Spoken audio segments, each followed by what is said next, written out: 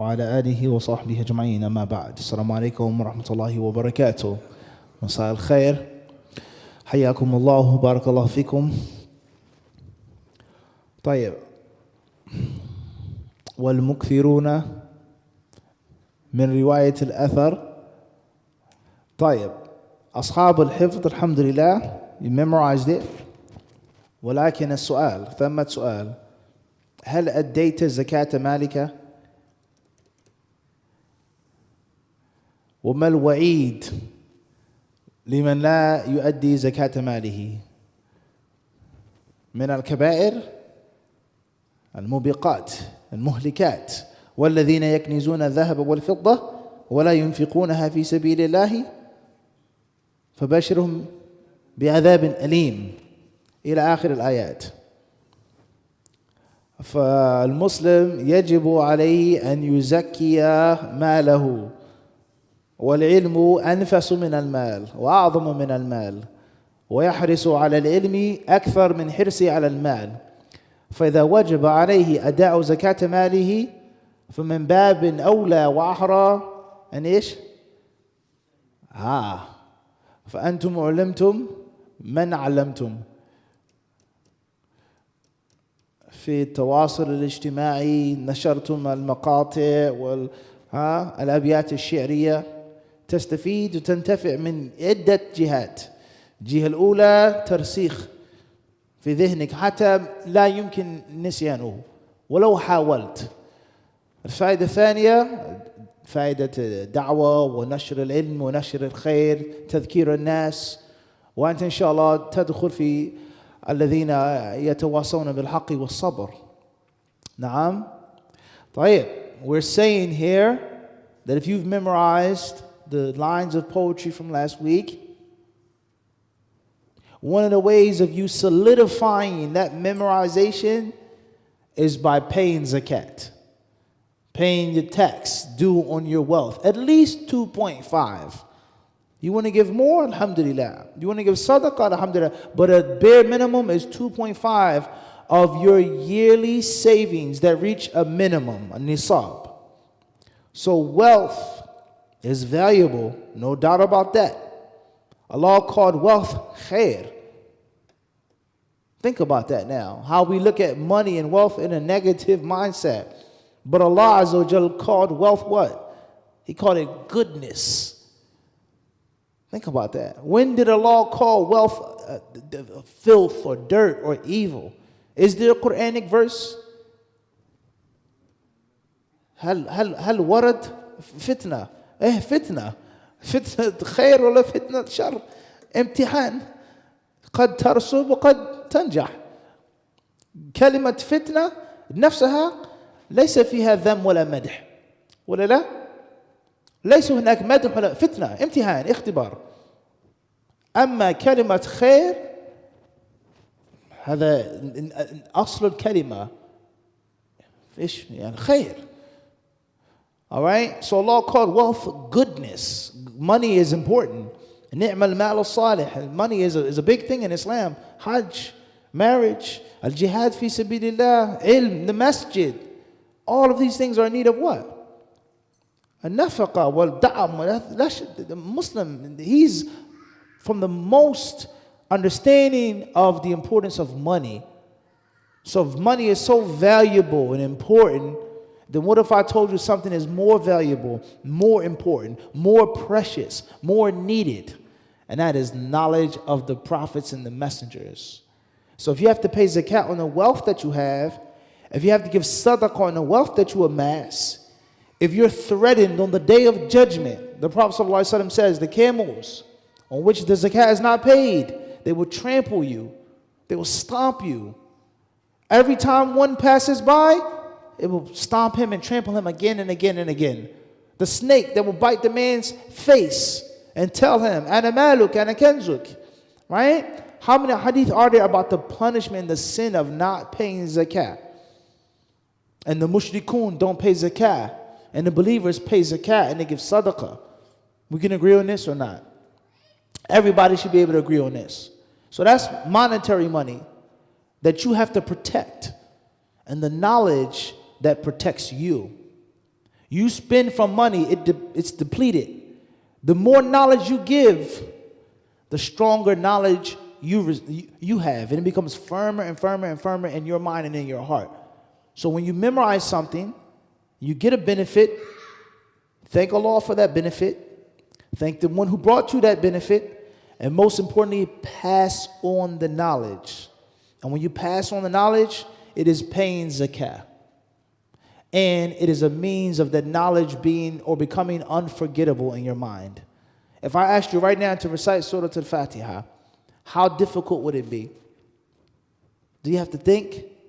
Do you have to prepare to recite Surah Al-Fatiha? Give me a second. Let me review. You can recite Surah Al-Fatiha just like that, right or wrong. No fikr, nothing. You can recite it immediately. Qul huwallahu ahad. Why? But if I said, Iqra alif lam mim sad, قد تكون حافظا وقد لا تكون. You may need some muraja'a, you may need some mudhakara, alif lam mim ra, etc. But for sure, you don't need any practice or preparation for Fatiha. ما الفرق بين الحمد لله رب العالمين الرحمن الرحيم كتاب أنزل إليك؟ إيش الفرق بين هذا وذاك؟ نفس الحروف، نفس التراكيب، نفس الشيء ولا لا؟ نفس اللغة. لكن ما الذي جعلك تحتاج تذاكر وتراجع وتستعيد والذي تقرأ بكل السهولة؟ إيش الفرق؟ What's the difference? Why do you need to prepare for this surah or review but not for that one? What's the difference, Akhi? Is it not the same language? Is it not the same letters? Is it not the same book? Why is one so easy and one not so easy? Allah made all of the Quran easy. Chapter 7, chapter 10, chapter 3, and the Fatiha. Al-Ikhlas, Wal-Asr. Is one secret why. Why it's so easy. Because you recited the Fatiha how many times? Over and over and over and over and over again. If you have 5 children, you yourself taught all of your 5 children what? The Fatiha. You pay zakat on the Fatiha how many times? So Allah gave you barakah and allowed you never ever to forget it. كذا العلم. كلما زكيت كلما أديت كلما أنفقت من كثرة واستقر خيره. Every time you spend, you give knowledge, you pass on knowledge, it becomes stronger in your mind. So when you memorize something, you get something from the class, make sure you do what, Waheed? Pass it on. Not review, that's different. We spoke about review. Mudhakaratul ilm, that's done. This is a new faida, and that is the tasadduq. As soon as you get your check, give sadaqah. The first thing you should do when you get the auto-pay check. Not the bills, not take your family out, not buy what you've been waiting on. How many of us do this? This is a serious question. When you get paid, what's the first thing you do with your money? $5 you give to a needy Muslim? $1? What's important is the very first dollar from my check, I'm giving it away. This is a practice you should start. And think how many blessings Allah would give you. So as soon as you finish the class, you go home, you're in the car. As soon as you're done, pull your phone out and do what? Pass it on. Share it with your people. Hey, look what I learned today. شوف هذا يعني اليوم تعلمنا حفظنا. And you'll be shocked how much barakah Allah will give you and how easy it will be for you to what? تستحضر. بكل السهولة. Right? So you have to pay charity, you have to pay tax on your knowledge. All right, Rubul Ushur, 2.5 out of your nisab. Everybody clear this, inshallah? طيب, and don't take it from me. Waheed, try it out yourself. Bi'idhnillahi ta'ala. All right. So, what did we mention last week? What did we talk about last week? Briefly? Quickly? Ahl al-Yaman. Al-Fiqh Yaman. أصحاب الإكثار. أصحاب الألوف. طيب من هم باختصار؟ من هم بالترتيب؟ وردوا علي بضاعتي. أبو هريرة يليه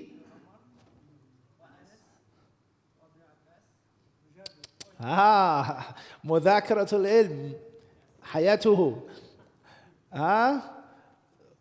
فضل واصل كمل. والبحر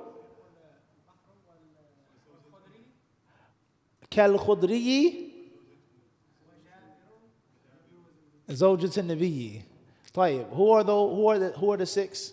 In English, quickly. تفضل يا أخي. Quick. Just wrap it right from your hip. Draw, shoot.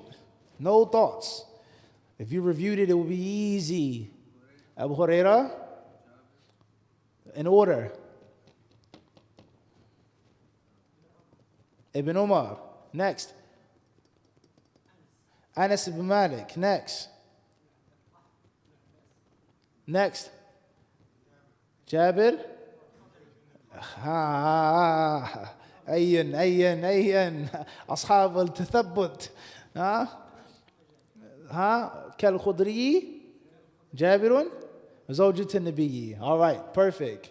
How many hadiths did Abdullah ibn Umar narrate?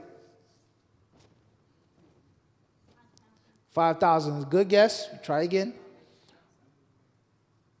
Abdullah ibn Umar narrated in general over 2,000.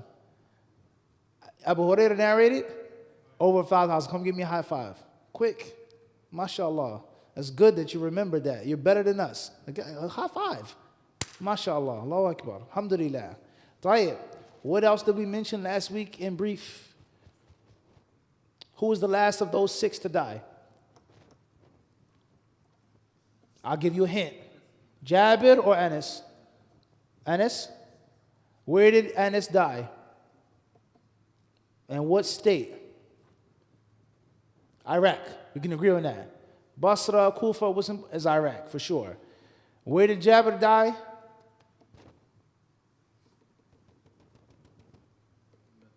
Medina, Hijaz. Tayyib. وهكذا. All right, let's get started tonight, inshallah. We got a review, huh? Sharpen, inshallah. Tayyib. Jazakumullah khairan. And it's not only fun, but it's beneficial. And that's how knowledge stays put. Mudhakaratul ilmi hayatuhu. Revising knowledge is what gives life to knowledge. Okay, so here's our few online sources. I have a few more books that I can share with you. Traditional sources. Bi'idhnillahi ta'ala. We'll get those emails in with regards to how do I read about those who are called Ashab al-Kutub as-Sitta. Ashab al-Kutub as-Sitta. All right, if we can get the lights, please.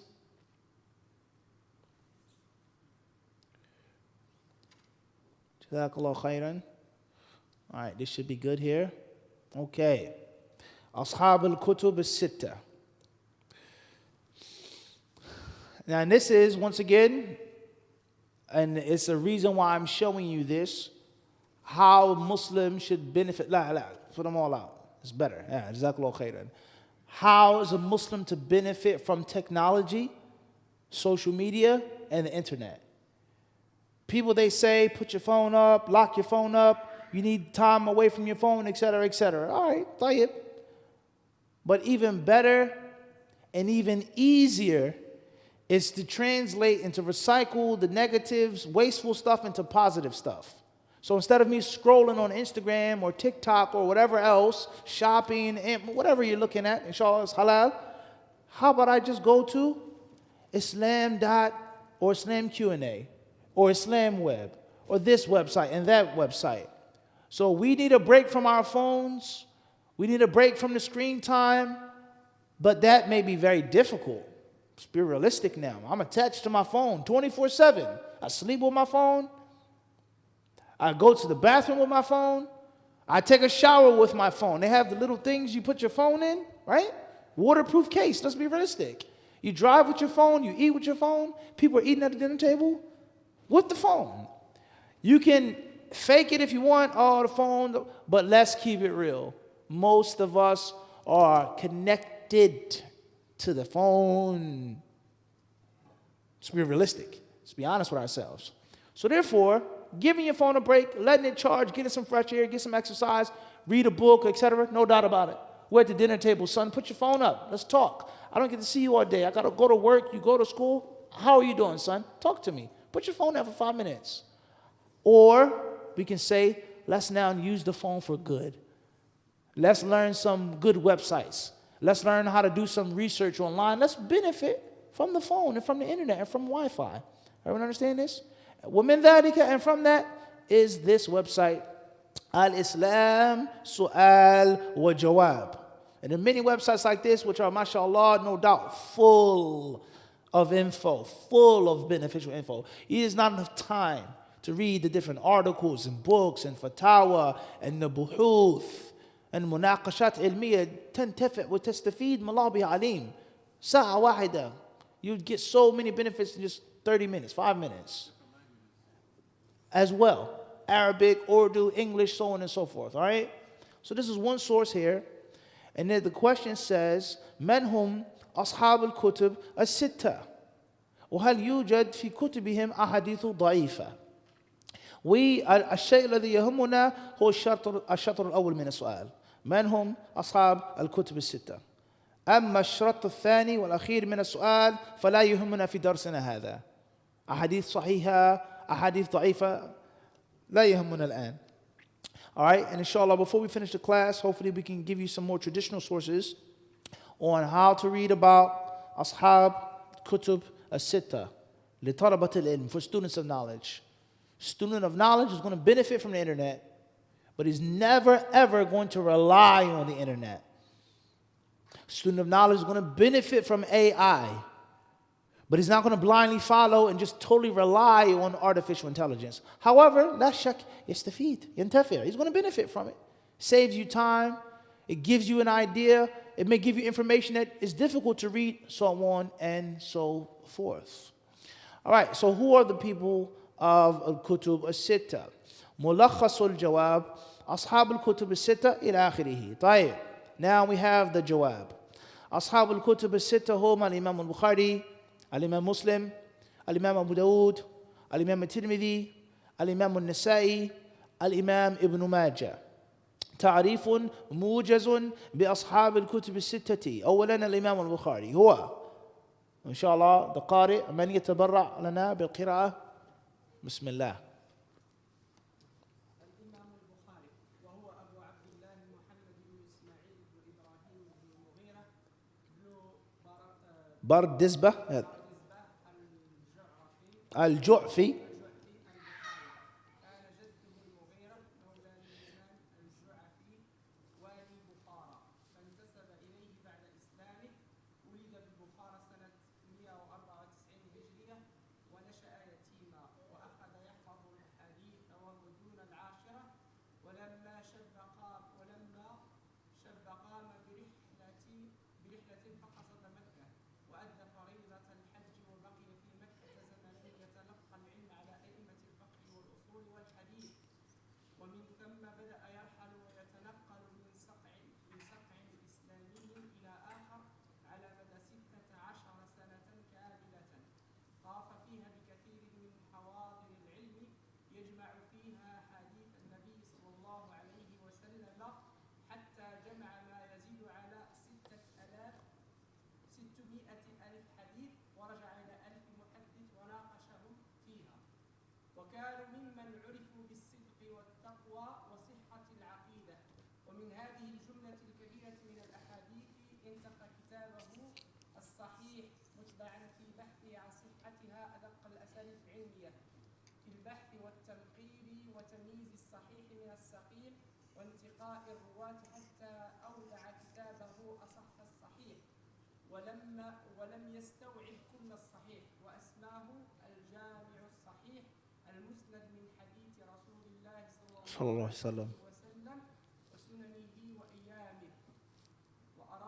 وأراد أمير بخارى أن يأتي البخاري إلى بيته ليعلم أولاده ويسمعهم الحديث، فامتنع البخاري وأرسل إليه في بيته يؤتى العلم، أي أن العلم يؤتى ولا يأتي، ومن أراد العلماء فليذهب إليهم في المسجد والبيوت. فحقد عليه وأمر بإخراجه من بخارى، فنزح إلى قرية خرتنك القريبة من سمرقند، وفيها له أقارب، فأقام فيها إلى أن مات سنة 256 هجرية عن 62 عاما، رحمه الله رحمة واسعة. Jazakallah khairan, barakallah fikum. So first and foremost, of the six, and as we stated before, there are six of them, and there are many, countless great scholars and imams before these six. And there were many great scholars and imams after these six. All right? And these six great scholars were once students, learners, disciples. They had to sit at someone's feet and learn from someone before they grew strong to become a scholar and an imam. No one is born a scholar, nobody. Everyone has to learn, everyone has to study, and everyone has to put in the necessary hard work and sacrifice. طيب. First and foremost is Imam al-Bukhari, that iconic figure. وَمَا أَدْرَاكَ مَا الْإِمَامُ الْبُخَارِي ثُمَّ مَا أَدْرَاكَ مَا الْإِمَامُ الْبُخَارِي. Imam al-Bukhari, that icon known to the Muslim and the non-Muslim worldwide. And subhanAllah, if you meet someone who comes from Bukhara, comes from Uzbekistan, that's the only thing that he needs to brag. أنا من اليمن، أنا من الشام، أنا من فلسطين، أنا من العراق، أنا من مصر، أنا من السودان، العالم فلاني فلان. The one from Uzbekistan, that's all he has to say. Bukhari, next. That's it. He can brag and boast just from being from that land. How famous and infamous Imam al-Bukhari became. All right? A major iconic figure in the deen, even to the non-Muslims. To those who wish to destroy Islam, find fault in Islam, hate Islam, so on and so forth. Everybody knows him. And that's only from Allah subhanahu wa ta'ala. Right? Okay. So who was he? Huwa Abu Abdillahi, that was his kunya. The sunnah, the forgotten sunnah of the kunya, Abu Hamza, Abu Abdurrahman, Abu Fulan, Fulan, a forgotten sunnah, huh? We should know each other's kunya. We should call each other by our kunyas, which is more affectionate, instead of just the first name, all right? And more respectful. Ya Abu Abdullah, Ya Hakada, all right? So he's Abu Abdullah, his first name was Muhammad, the son of Ismail. His grandfather was Ibrahim. Great-grandfather was Al-Mughira. Great-great-great-grandfather is a man named Baradizbah. And al-Bukhari has two types of ascription or lineage or affiliation. Ju'fi, Bukhari. Now, the scholars, not to get too deep, ما نحب نتعمق, ولكن the scholars, they differ on some things concerning Bukhari's genealogy and his lineage. One of the things that they differ over is, and obviously obvious reasons behind this, is Imam al-Bukhari of Arabian stock or non-Arabian stock? His ethnicity. For sure he was from Bukhara, modern-day Uzbekistan, but was his roots Arab roots, Turkish roots, or Persian roots? Does it really matter? In reality, no. But at the same time, it does matter for different reasons. These are based off of intentions. Why does it matter to you? Bukhari wasn't Persian, nor was he Turkish. He was an Arab. It matters. It's a big deal now. The Uzbeki guy is saying, my great-great-great-great-great-grandfather, the guy from my country was Bukhari, better than you Arab guys. And the Arab guy is going to counter and says, Bel, you wouldn't have no Bukhari, lola, if it wasn't for the Arabs, so on and so forth. And of course, the Muslim from Turkey, he's going to make the same argument. Nationalism, Turkish, Turks, such and such, such and such, such and such. On the battlefield, we had this Suleiman the Magnificent, Muhammad al-Fatih, this one and that one, with the sword. And with the pen in the library, we had Bukhari. Bukhari was Turkish, so on and so forth. All right, let alone, does it matter for the purpose of, if I'm a non-Arab, can I become a scholar? Or is becoming a scholar only destined, is exclusive for Arab people? Everyone understand this? So the scholars, they differ on his exact lineage. What's important is for sure he wasn't born in an Arab or Arabian land, nor his father, nor his grandfather, but they differ way down the line, way down the line. So where does he get this title, Ju'fi Bukhari? Bukhari is clear, the country. As far as Ju'fi, then they say his grandfather Mughira was a freed slave of Al-Yaman al-Ju'fi, who was the governor of Bukhari. And they may even argue and say that he wasn't a slave. فَانْتَسَبَ إِلَيْهِ بَعْدَ إِسْلَامِهِ. The wala of Islam. And not the wala of riq or hilf. Al-wala taban ala thalath aqsam. He was attributed to this man not because they became allies, not because he was freed and manumitted, but he became Muslim through him. He gave his great-grandfather dawah, and out of appreciation and respect, he called himself a part of his tribe and clan. Everyone understand this? That's where he gets the Jurfi title from. All right, moving forward. Bukhari was born 194 of the Hijrah. So that is in the golden, or right before Al-Qarn al-Dhahabi, the golden era of Islam. وَنَشَأَ يَتِيمًا, and he was raised as an orphan, meaning his father died. His mother was alive. In Arabic, and of course in Islam, a yatim is man mata abuhu wa lam yablugh.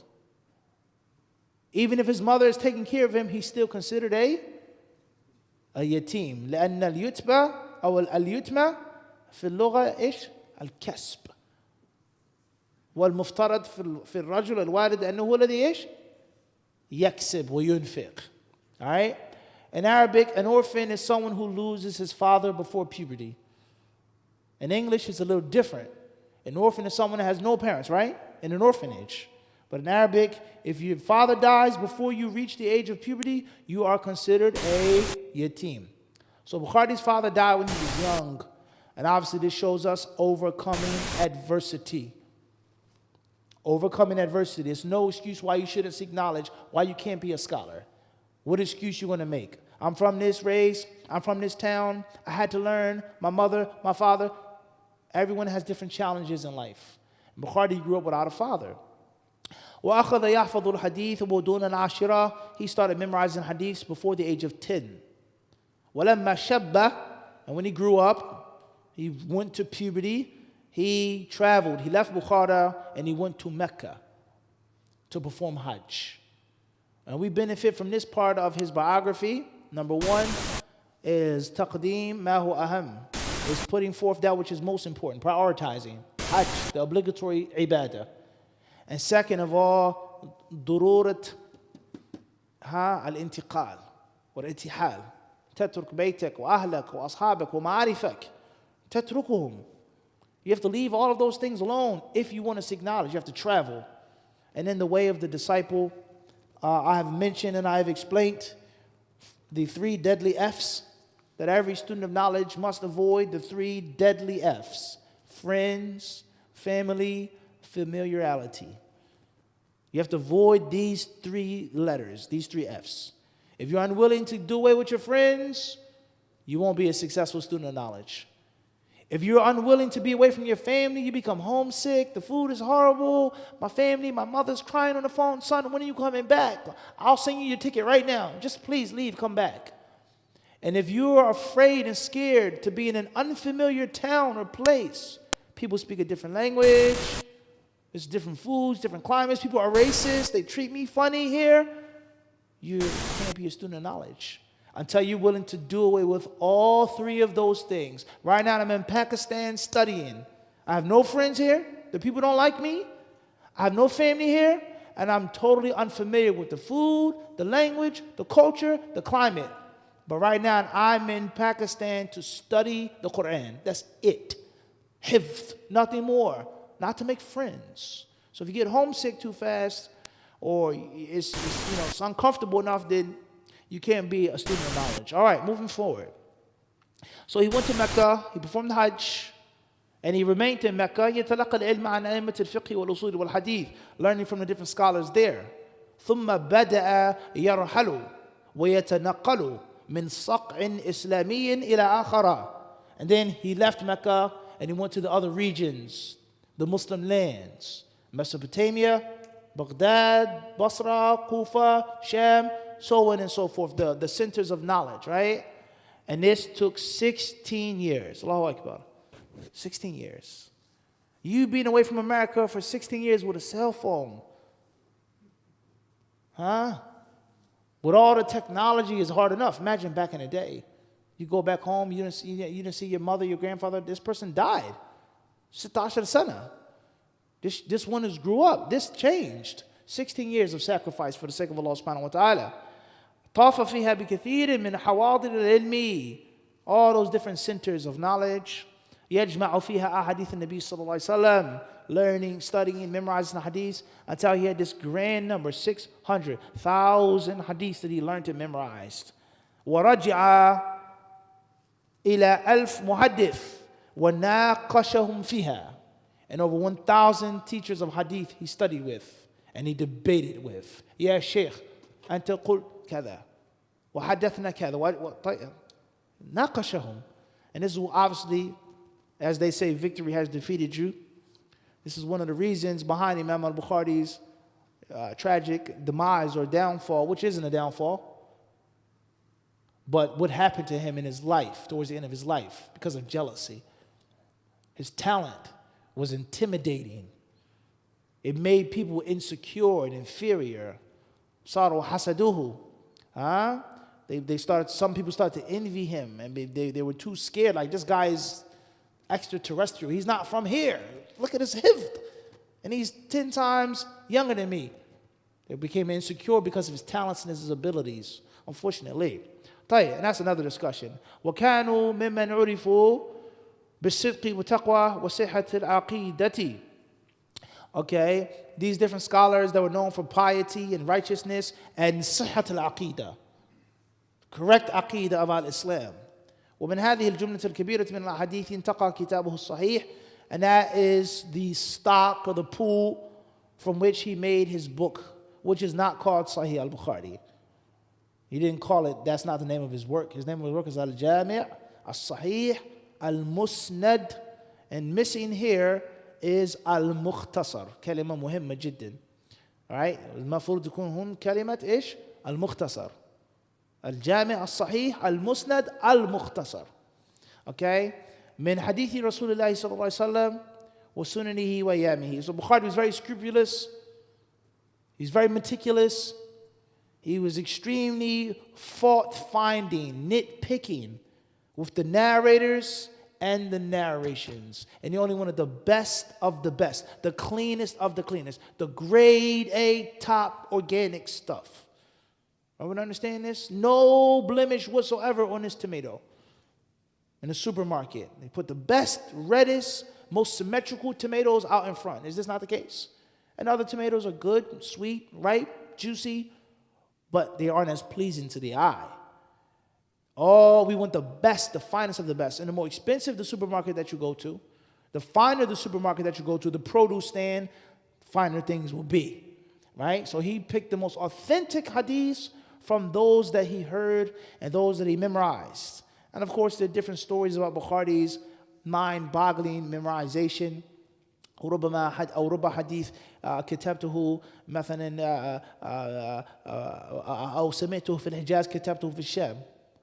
Hadith that I heard when I was in Mecca, Medina, I didn't write it down until I was in Syria. Right? And of course, the Bukhari story with regards to the imtihan, in which he was coming to a town and they heard of Bukhari's reputation. And the different أئمة يعني اجتمعوا له وأعدوا له 100 حديث. كل محدث 10 أحاديث. فيعني أملوا هذا الحديث الإمام البخاري لكن أدرجوا الأحاديث والأسانيد. ركب إسناد هذا الحديث في هذا المتن وهكذا تشكيلة. They tried to trick Bukhari, and it gave him these 100 hadiths. Every hadith scholar gave 10 hadiths. قال حدثنا فلان قال حدثنا أخبرني فلان قال طيب Bukhari said لا أعرفه. معلش, I'm unfamiliar with this hadith. Then the second muhaddith will come. قال حدثني أخبرني hadith after hadith. Bukhari would say لا أعرفه. I'm sorry, I'm unfamiliar with these hadiths, this chain. Then the third and the fourth حتى كملوا بالمئة. 100 hadiths, all 10 10 مشايخ. فبدأ بعض يعني some of the people in the crowd said هذا البخاري رجل يعني ما عنده شيء صفر. He's nothing. He can't even memorize the hadith properly. He doesn't know anything. And then one man in the crowd was smart enough and says, Bel, Rather, Bukhari is the aftan. He's smarter than all of them. So he asked Bukhari, you're supposed to be this big shot, you barely have what you have. And then he said, al-muhaddith al-awwal. He says, please come back. He says, أما حديثك الأول الذي قلت حدثني وأخبرني فالصواب أنه من رواية فلان عن فلان عن فلان عن فلان قال رسول الله. وحديثك الثاني الذي قلت هذا إنما صواب. ورد 100 حديث بالأخطاء والصواب في الحال. تخيل هذا الشيء. ليس العجيب أن البخاري يعني تفطن للمكيدة. ليس هذا عاجب شيء. وليس يعني عاجب حاجة في هذه القصة أن البخاري حفظ وتثبت. وإنما أعجب شيء في هذه القصة أن البخاري حفظ الأخطاء في الحال. كيف هذا؟ والله خيالي. حفظ الأسانيد المركبة. هكذا. He memorized the wrong chains of narrations, the tricks that they were throwing at him, the curveballs. He memorized them. And he told them, it's wrong, it's wrong, it's wrong, and this is the right one. And then after that, everyone said, as they would say, all hell Bukhari, as we would say. All hell Bukhari, we are not worthy. They realized how powerful his memory was, how smart he was, how intelligent he was when they tried that trickery. All right? This is one story from the marvelous stories of Imam al-Bukhari, which is very inspiring when it comes to memorization. Wallahu ta'ala alam. All right, last but not least, he says, وَأَرَادَ أَمِيرُ الْبُخَارَى أَنْ يَأْتِي الْبُخَارِ إِلَى بَيْتِ لِيُعَلِّمَ أَوْلَادَهُ وَيُسْمِعُهُمُ الْحَدِيثَ. Now, not mentioned in this brief article, المقالة طبعا موجزة, some of the fitna that took place from Imam al-Bukhari. We don't have time to mention that. امتحان البخاري في اللفظ والملفوظ لفظ بالقرآن مخلوق هل قال هذا الكلام أم لا وكيف امتحن بسبب هذه المقالة المنسوبة إليه وما حصل ما جرى له بسبب هذه المقولة المنسوبة إليه. Okay, did Bukhari say that لفظ بالقرآن مخلوق and how he was kicked out of one place, how they boycotted him, how they envied him? We don't have time to mention that story right now, and I've mentioned this story in other classes and other lectures. Here, this author, in this article, he mentions from Bukhari's tests, is that the governor of Bukhara invited Bukhari to be his children's personal tutor. Come to my house, come to the palace, teach my children. Nafrid lak, yani, we'll give you some stipend, and you can just teach my children. This is the governor now, the wali, yani. These are noble aristocrats, the children.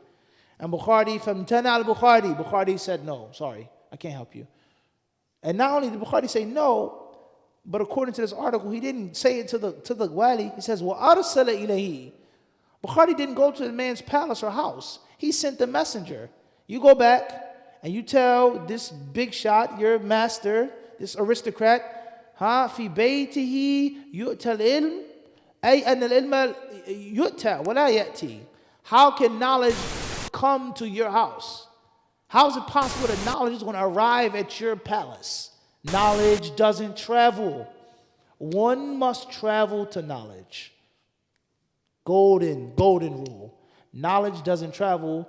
Knowledge is supposed to travel to. Of course, obviously, things are a little different now. I come to you. Different people come to your masjid. Things are different. But the traditional orthodox way, the organic way, is you're supposed to be the one to drive, to pay the tolls, to get on your horse, and to sit in front of the teacher as the teacher sits back in the comfort of his own house. So this is a manifestation of how many things today are opposite. منعكسة تماما للأسف. ولا شك ولا ريب أن هذا السبب من أسباب الخلل في الساحة الدعوية اليوم. الإخلال بهذه الآداب. وما أبرئ نفسي. Okay, we're all responsible for this. We didn't adhere to these rules and this etiquette, and this is why we have these different da'wah problems that we have today. So Bukhari says, I'm not coming to your house. You want me to teach your children? No problem. They have to come to me. All right? فَلْيَذْهَبْ إِلَيْهِمْ فِي الْمَسْجِدِ وَالْبُيُوتِ. Anyone who wants the scholars, let him go to the scholars in their masjids and in their homes. Not the opposite. And this goes to show you al-i'tizazu bil-ilm, al-iftikharu bil-ilm. يعتز بعلمه لا بنفسه وبنسبه لكن يعتز بهذا العلم ولا يجعل هذا العلم يعني شيء سافل تافه. إن أصحاب الدنيا وأرباب الدنيا أبدا العلم لا يشرى لا يباع أبدا. Knowledge is not sold, it's not given, it's not something cheap that we put in the hands of this one or that one. Knowledge is holy and sacred. It's above all of us. If I didn't want to come here tonight for my own personal reasons, I made an agreement, I made a promise. I have to come for knowledge. It's bigger than me. I give the khutbah, ittaqullah, fear Allah. I have my own personal problems. أنا مسلم, أنا ابن آدم, عندي ما عندي. ولكن I have a job to do what? To give the maw'idha, to give the reminder, because knowledge and da'wah is bigger than what? Kulluna. It's bigger and it's greater than all of us. No one monopolizes knowledge. So that's the message of Imam al-Bukhari to that governor. And of course the governor didn't like it, obviously. Aristocrat is used to getting what he wants. A spoiled brat, basically.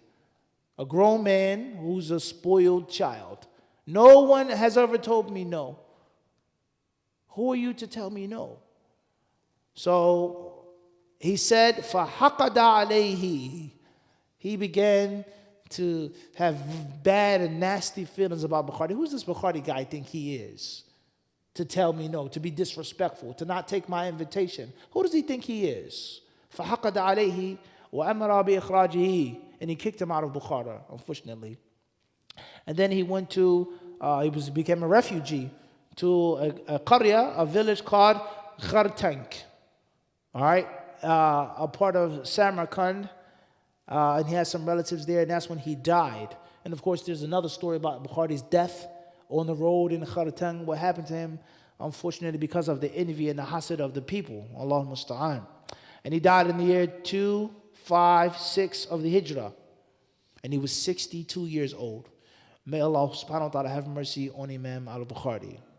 هذه طبعا لمحة مختصرة موجزة. Short, brief, concise ta'rif of this Imam. This Imam's haqq, his right upon us. And his life legacy needs to be spoken on and discussed in muhadarat wa durus wa hilaq mutawasila. Series and series and series of lectures, and we still wouldn't give him his true right that he deserves of talking about his life and his legacy and how we in 2023 can benefit from the legacy of Imam al-Bukhari. And if we had one young man from among our sons or one young woman from among our daughters that was something close to Bukhari with the intention, this masjid will be a better masjid, this city will be a better city. تشبهوا بالكرام وإن لم تكونوا مثله إن التشبه بالكرام فلاح. Imitate successful people, imitate noble people, even if you aren't as noble as they are. For the sheer act of imitating them is a means of success. Just copycatting a great person is going to bump you up and level you up. Is this not the case in sports? Our young men who play basketball and soccer, this great basketball champion, his fadeaway shot, his layup, this slam dunk, this crossover move, it's a trademark. No one can do it again. There will never be another. Need I mention the names? Allahu Alam, when the next time a woman will give birth to a player of that caliber. There will never be another crossover like this. There will never be another fadeaway jump shot. Never, it won't happen. But 20 years ago, 30 years ago, I grew up watching this basketball player, and that's how I styled my jump shot.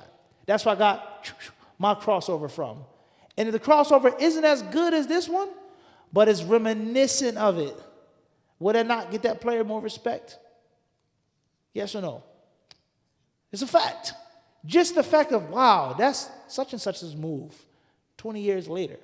So just imitating a great person is automatically going to make you greater. All right? Wallahu ta'ala alam. Tayyib. Let's move forward, inshallah ta'ala. Al-Imam Muslim. Jazakallah khairan. Alladhi ba'dahu. The next reciter. Volunteer.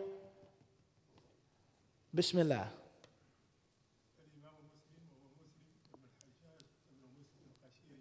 Qushayri.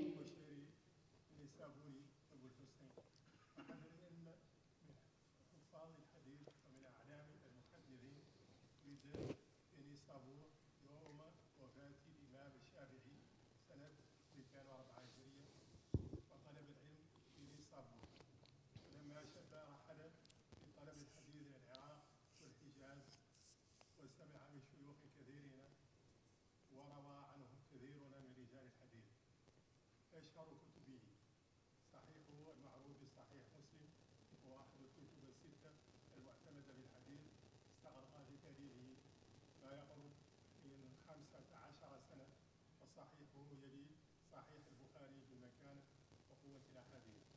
وقد شرح صحيحه كثير من العلماء. من كتبه كتاب الطبقات وكتاب الجامع وكتاب الأسماء وغيره من مطبوع ومخطوط.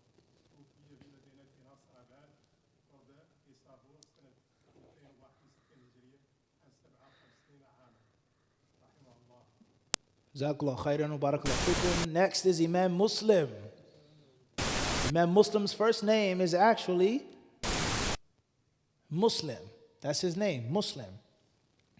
The son of Hajjaj, the son of Muslim, from the clan of Banu Qushayr,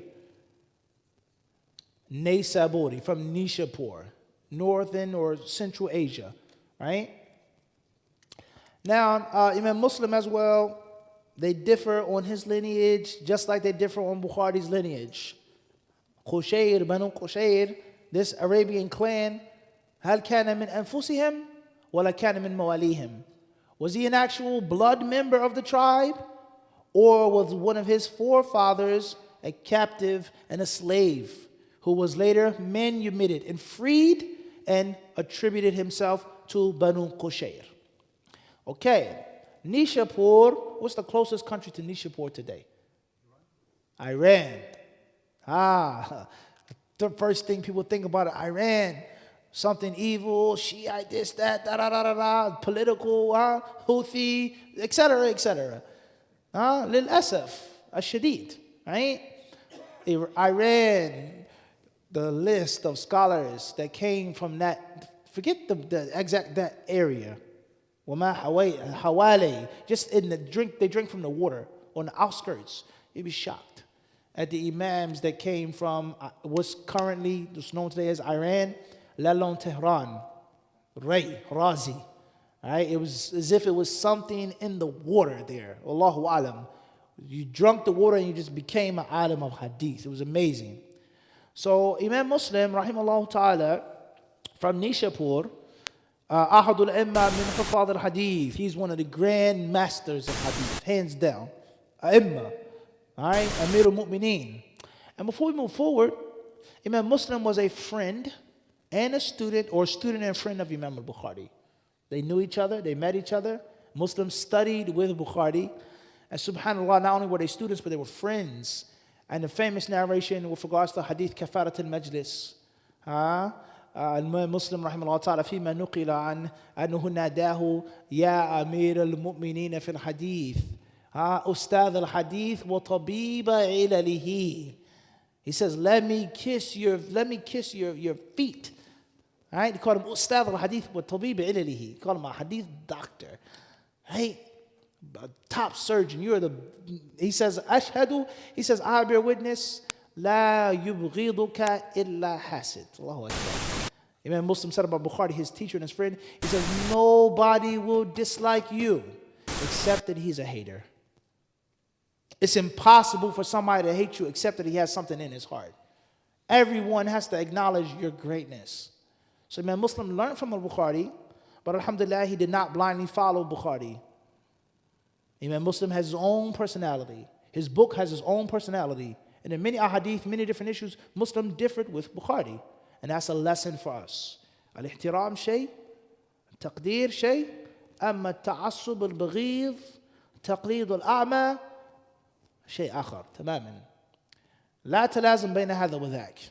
Respecting your teacher, loving your teacher, being loyal to your teacher does not mean that you are a fanatic and that you're a bigot and that my teacher only knows the truth, no one else knows the truth. If he's not from this country, if he's not from this masjid, if he's not this tariqah or this da'wah or whatever, la khayra fi. And that is also the problems that we suffer from. نعاني منها في الساحة الدعوية اليوم في أمريكا وفي الشرق الأوسط. This fanaticism, right? And this taqleed, a'ma, blind following, fanatically putting your teacher on a pedestal above anyone else. That wasn't Imam Muslim's attitude. أحد الأئمة من حفاظ الحديث ومن علام المحدثين. Grandmaster. He was born in Nishapur on the day in which Imam Shafi'i died, year 204. And we benefit from this is that when Allah takes a thing away, He does what? Gives something else, subhanahu wa ta'ala. Shafi'i died, Muslims born. The cycle of life, renewal. What life? Death brings. There is no خلاص مات الشافعي مات العلم مات الفقه يعني انتهى لا أبدا. مات البخاري, the hadith is done, it's over. لا أبدا. We have to continue even to this very day. So he was born in a year, the day in which Shafi'i rahimahullah ta'ala died. He sought knowledge in Nishapur, and then when he became strong enough, he began to travel. And he traveled to different lands, and from those lands was Iraq, Mesopotamia. And he traveled to Hijaz, Mecca, Medina, Ta'if, etc. And it should go to show is that من آداب الرحلة أن الطالب يأخذ عن مشايخ بلدته وبلده أولا يستفيد منهم ينتفع منهم ومن علمهم ثم لما يشبع من ما عندهم من العلم يرحل ويتنقل. You can't just travel without learning from the people in your locale first. All right. He heard from many scholars and many different narratives of hadith. From the most popular of his books is that which is called Sahih Muslim, which isn't the actual name as well. Imam Muslim's book is Al-Musnad al-Sahih. Al-Musnad al-Sahih. That's the actual title. All right, Tayyib, moving forward, he wrote his book in 15-year span. 15 years. And this is هذا من مزايا كتاب مسلم على كتاب البخاري. أن مسلم رحمه الله تعالى استغرق زمن وكذلك كتب صحيحه مسنده وهو في نيسابور بقرب مشايخه حتى يسمع ويعيد السماع ويتذكر ويتأكد ويدقق. البخاري رحمه الله تعالى رحال نقال بين المدن والبلدان يسمع يحفظ يكتب يروي بالمعنى في كثير من الأحيان. مسلم رحمه الله تعالى كأنه يعني أدق surgical يعني في كل كلمة. Man, Muslim is very precise. Bukhari is extremely precise and surgical, but Muslim is very meticulous. And he wrote his book in a 15-year span, and he was in his hometown of Nishapur, which allowed him to verify and to check every single letter in his book. And of course, that's the discussion with regards to Mazaya al-Kutub al-Sitta, the unique features of these 6 books. And all 6 books have something to offer that the other book doesn't have. A unique feature. It's like cars and automobiles. This is a more expensive car, but this car has this patented feature. And this car comes with this one.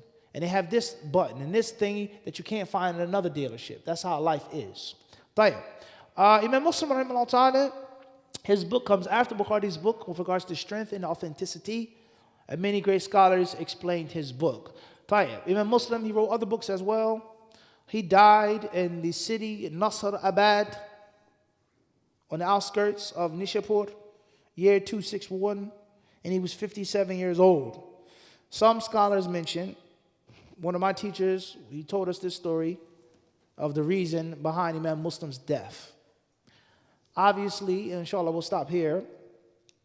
When they began to boycott Imam al-Bukhari and speak ill of him and warn from him, there was a great scholar, a big, huge imam, Muhammad ibn Yahya al-Dhuhli, al-Nisaburi, rahimahullah ta'ala, من الأئمة الحفاظ متخصصين في العلم. Muhammad ibn Yahya al-Dhuhli, unfortunately, may Allah have mercy on him, يعني وجد على البخاري وجد يعني كان في قلبي منه بعض الشيء للأسف. ولنقول بعبارة أصرح حسده وحقده. Right? The narration states that Bukhari, when he went to Nishapur, Muhammad ibn Yahya al-Dhuhli, he said, اذهبوا إلى هذا الرجل الصالح واسمعوا منه. He says, go and learn from this righteous man. Talking about Bukhari. Muhammad ibn Yahya is above him. He's older. His status is higher. He's more established. Bukhari was the young kid on the block. And he said, go listen to this righteous man. This is what he said. Listen to this righteous man. Benefit from him. So they began to benefit from Bukhari. And the narration states حتى ظهر الخلل في مجلس محمد بن يحيى. يعني قل العدد. صار أتباع الذهلي fans يجالس البخاري. يعني his people left his circle and they sat in Bukhari's circle. And unfortunately he became envious. He felt salty, as we would say. He felt tight. He felt away about that. These people have left me to go sit with this young guy. So they made a controversy about Bukhari. He was asked different controversial questions with regards to the Quran. Is the Quran created? Is your recitation of the Quran created? Etc., etc., etc. Bukhari gave the answer that he gave. People didn't agree with that answer. People didn't understand his answer. They accused him of having some type of bogus aqidah.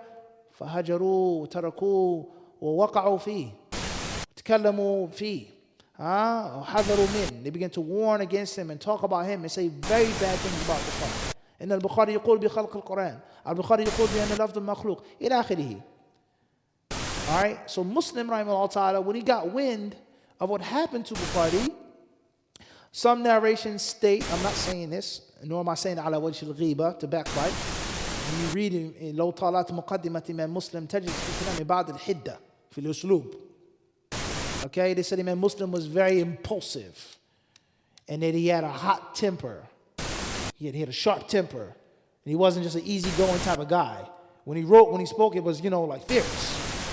So Imam Muslim, when he heard about what's happening to Bukhari, he went to his teacher, Muhammad ibn Yahya al-Dhuhli, and he says, this is what you say about my teacher? Even though he's his teacher too? And he's my friend? He says, yes, Bukhari يقول بخلق القرآن. Al-Bukhari يقول كيت وكيت وكيت. Muslim said, of course, Bukhari would never say that. I know him. He's my teacher, he's my friend. He doesn't believe in that stuff. So he gave رَدَّ عَلَيْهِ كُلْ مَرْوِيَاتِهِ.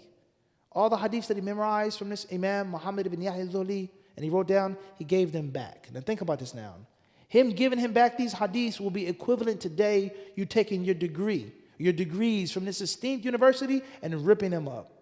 Burning the PhD, burning the master's, burning the associate's degree from this high-ranking college. Take this trash. I don't want it. I don't need it. I'm boycotting your university. He gave him the hadiths back. And they were extremely valuable hadiths. They were golden.